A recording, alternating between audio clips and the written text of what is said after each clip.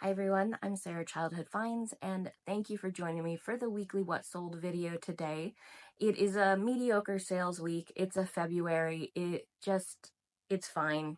These days aren't, it's February selling, and it's always been a little slow for me, so it's okay. And what my total sales were this week was 48 listings worth, and that totaled out to 44 on eBay, 3 on Poshmark, and 1 on Depop. I am starting to try to get more cross-listing done. I am finally starting to dedicate some time to that. This is the first week I really feel like I am, for the most part, getting back into the swing of working like I should. Still not quite there, but definitely more so. And so I'm trying to get that cross-listing back up and running, because even though I don't make a ton cross-listing, I make money and it's worth that extra bit for me.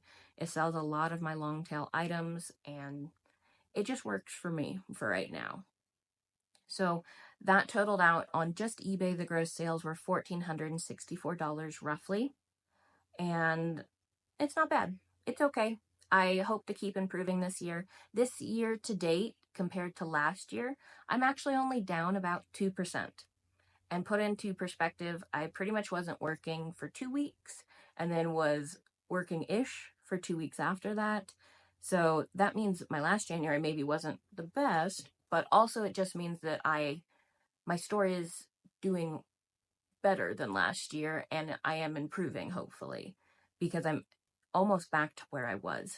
So that is motivating, and I'm gonna hopefully use that as fuel to get myself going for this year. And then I just wanted to answer, we're going to start with one viewer question, and then if we have time during the What Solds, I will answer a second one. And then just a reminder, if you have any questions that you would like answered during videos, or it just answered in general, it doesn't have to be during videos, just put those down in the comments. I will try to do 1 or 2 each video. And if you guys like that aspect, tell me. Some of you have said you like it. If you really don't like it, you can share that too. I'm fine with constructive criticism as well. But the first question I want to talk about is, what do you do with unsellable flatware? So have I tried bundling in craft lots? And if I have, advice on how to do that. So what I'm going to do while I'm talking is I'm going to put some solds here of craft lots that I have found. Personally, I've not sold any yet myself, but I'm slowly making boxes for them. But the thing is, the ones that tend to be more valuable are the silver plate ones, and I don't deal a lot in silver plate because 1, I just don't love it, and 2, it tends to be not as valuable, I've found, and I don't want to polish it. Real talk there. But I have found that the silver plate does pretty decent. I saw a lot of lots where single pieces in a lot were selling for 50 cents to $1. So what I'm doing is I just picked a size box. Like I think mine are in a 1064 box, and I'm just filling that up with a bit of padding. And then once it's full, I will take the pictures, tape it shut, and list it. And it just might depend how many fit in there, but quite a few can fit in that size. I'm doing that kind of size box because of the cubic shipping. It just tends to be a good size for that, so it helps even if the weight's really high, because flatware can get really heavy. So that's what I'm doing, and I'm hoping to sell some eventually, but it's what I do with the pieces that are the singles that you get in a lot that are worth $1 or $2. And the ones that I don't do that with are the damaged ones. If I get a teaspoon that has seen the garbage disposal 57 times and is wrecked, I'm throwing that one out. If I get one that maybe has a slightly bent tine on a fork or a bent handle, things like that, I would put in a lot possibly. But I almost see that as, that's more things that I have to picture. That's more things someone could be upset with if it wasn't disclosed. And I didn't take a picture of every piece of the 57 or 90 pieces in a mixed lot. So damaged ones I tend to just get rid of. Unless, of course, they're really valuable or they're sterling. But ones that have been broken, etc., I don't keep a lot of the time. But there are broken ones that are selling. I saw ones where it was just knife handles selling for silver plate, ones that were just the soup spoon, the bowl of the soup spoon that were selling in lots. So there's a market for everything. And so you just have to, if you go on to eBay and just search silverware craft lot, stainless flatware craft lot, you'll find a lot of options. So check those out. That was a really great question, because I know that if you really start selling flatware, you end up with a lot of extras. Speaking from experience. So now, guys, let's get into some what solds. And if I have time during the video, I will answer another question. If I can't get to it, I will put it in the next video. So let's get started. And this week, I actually sold some dinnerware, and I've decided after selling this dinnerware, I will start looking at it again. Because, no, I don't love packing breakables, but the value I sold for some of this stuff, it's worth the time that I took for it. And this first set is a 1962 set of 6 Royal Albert Old Country roses. That is a good set to find. It holds some value. I picked up not a full set from my source that I buy from on occasion, and I paid, decent money for it, but I definitely got a good deal on it, and I'm gonna make some money. I'd say probably each lot I have $6-ish and a little more possibly. And this lot sold for $42 on a best offer, and I actually had the same buyer buy multiple lots from me this week of the same pattern and left good feedback, so I am happy that so far everything has arrived safely.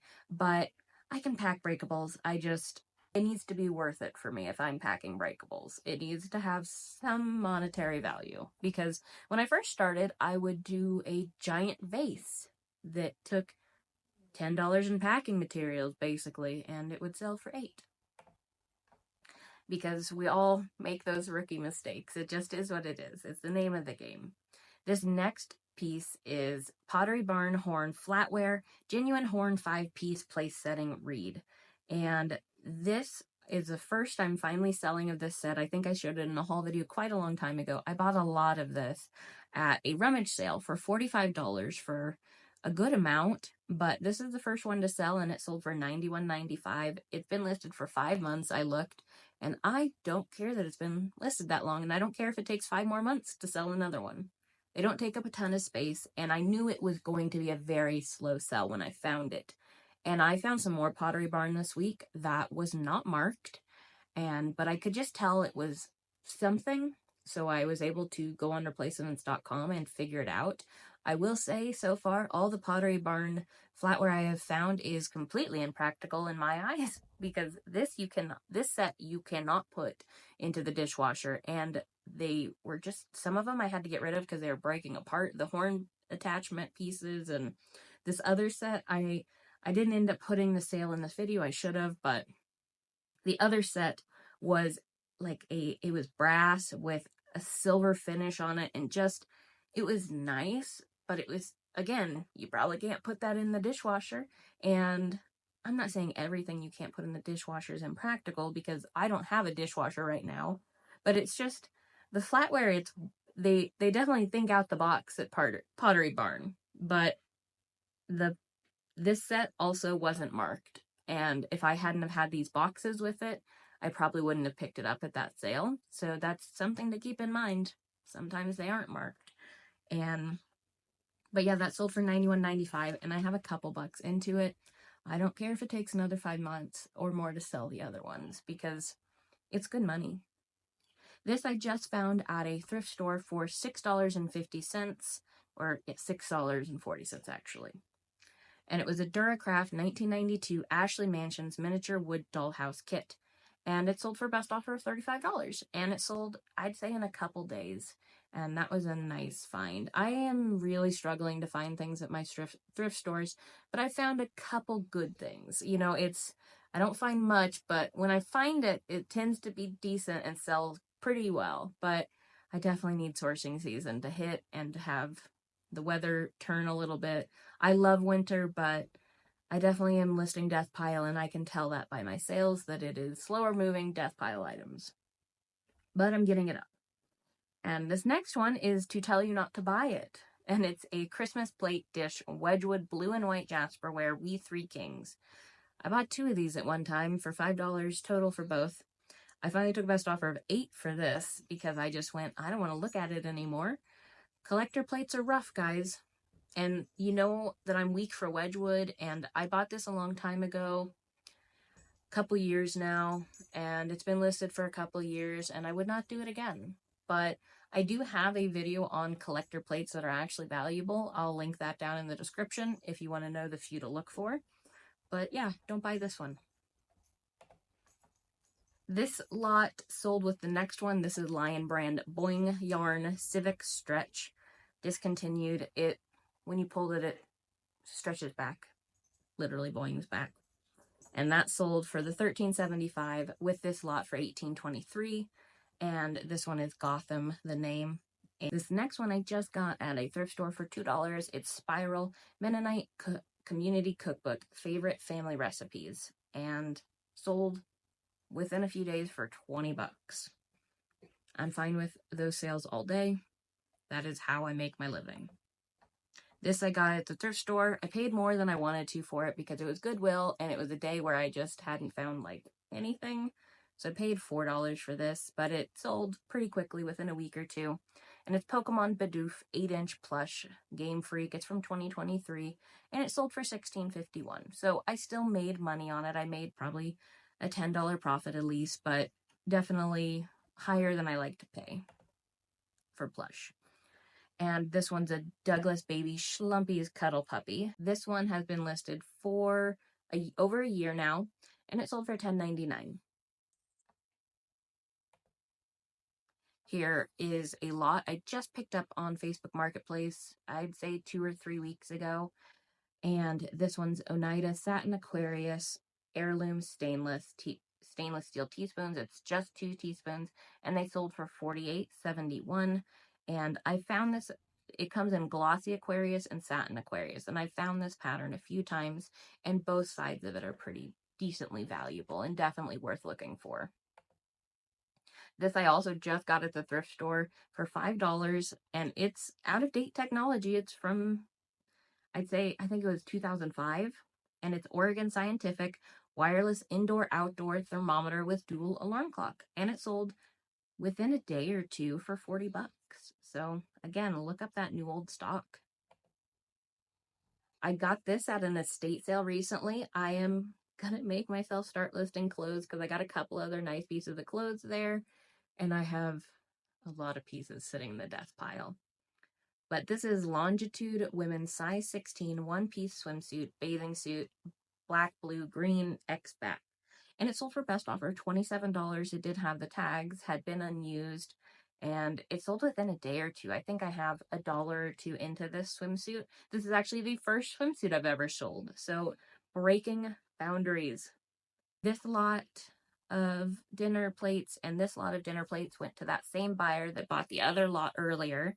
And this one's the Old Country Roses again. And these sold for $60 altogether. So $60 for 6 plates.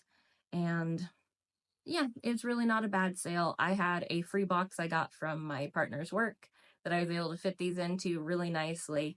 And it definitely took more time and quite a bit of packing material, but I get some free packing material and it was worth it. It was about $12 that I had into this lot. So 12 into 60. And then here's the teapot that also went with that pattern to the same buyer as well.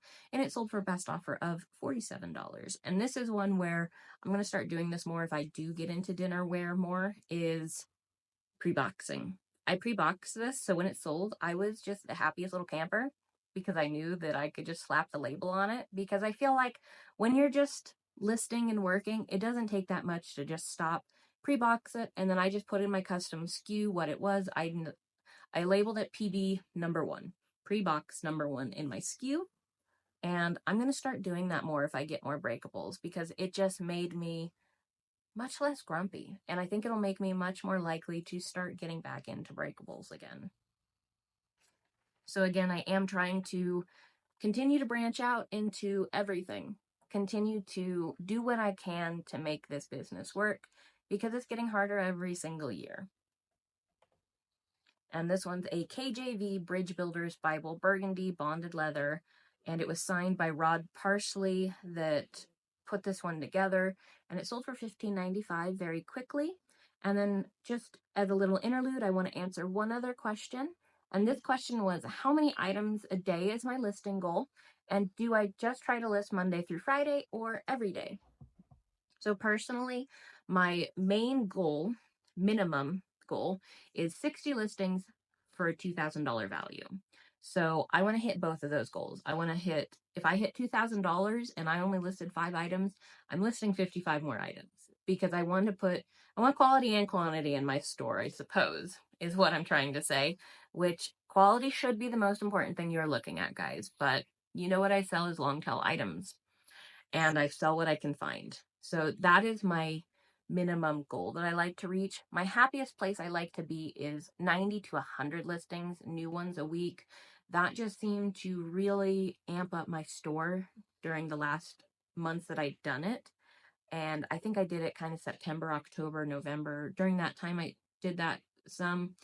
And so if I can source that enough to do that, I'm going to start to do that again, because I could tell a difference. It was fourth quarter, of course, but I feel like there was a difference. So that's what my hope is eventually, is to get to 90 to 100 and then maybe increase my value as well. But for now, 2,000 puts me at least $8,000 in new inventory every month I'm putting into my store. And I'm good with that. You know, I want to do more eventually, but I feel like that's a good amount to be at right now. And then, do I try to list Monday through Friday? You know, when do I list?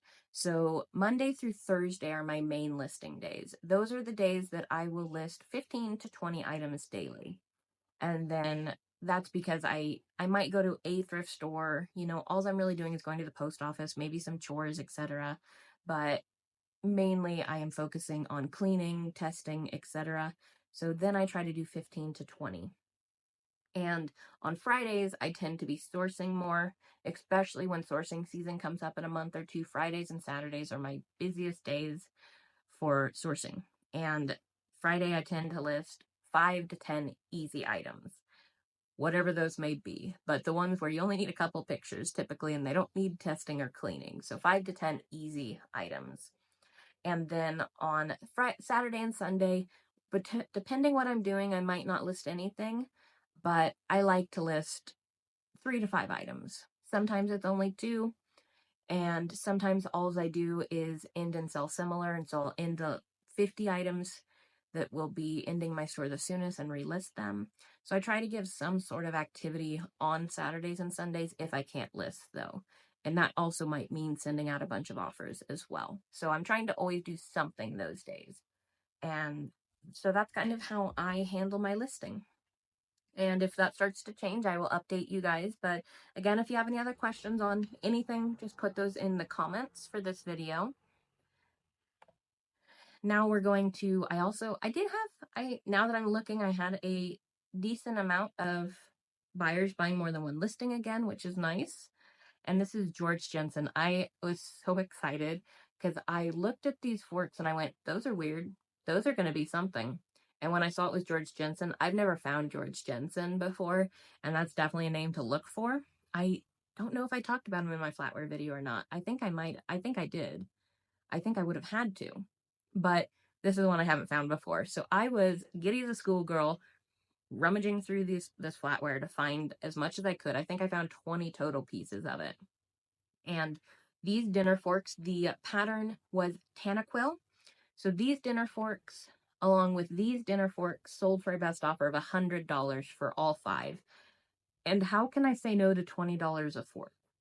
I wasn't going to. I probably could have made a little bit more money if I'd waited, but $100 for 5 forks that I paid $1 for, I'm gonna do it.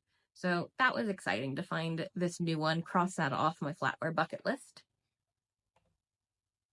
This one is a Rice's 24-karat gold-plated miniature Zodiac Tiger. And this one took, I'd say it has been listed probably 8+ months, but it's this big, teensy tiny, 2 inches. You can see it on this picture here. Really tiny. And I have one other animal that's like this as well in this Zodiac. And this sold for, I think it was a best offer of $47. And I paid $2 at an estate sale for it. This I've had listed forever. I paid $5 at a thrift store for it. too much, I would honestly say, for a board game. I believe I sent out an offer of 10% off of this, so it sold for around $16. You know, it's not a terrible profit, but it's just not quite where I want to be, but it still made me money, but it took probably a year plus to sell at least. And it's Schitt's Creek card scramble strategy board game. Here's just another book, uh, the Rubaiyat of Omar, Easton Press, limited edition. This was, I believe, part of the 100 greatest books that are, again, not the most valuable of Easton Press. I thought they would be a little more valuable, but there's a lot of the 100 greatest that are $15 to $20, maybe a little less than that. And this one sold for $16.51. This set of Royal Albert sold to a different buyer than the one that bought all the last ones, but this one sold for $22.95, and it was for just 2 dessert bowls. So I am starting to look at dinnerware again. I haven't found any other good stuff, but if it's another market I can open up for myself, I'm going to do it. This one's been listed for a fair amount of time. I believe I took a best offer of $22. It's Guiding Your Way Lighthouse Music Box, and it sold, yeah, for $22. I believe I paid $5 at an estate sale for it, so not terrible. And this sold for a 10% off offer, this $12.83, probably around, I think it was around $11-ish that it sold for. And it was Folkware Blonde Bombshell Sewing Pattern, and it was uncut, decent condition, sold for good, pretty easy money. Not good money, but easy money. And I just got this at the thrift store for $2, and it was Babyliss Pro Nano Titanium Flat Iron, 2-inch tested and working.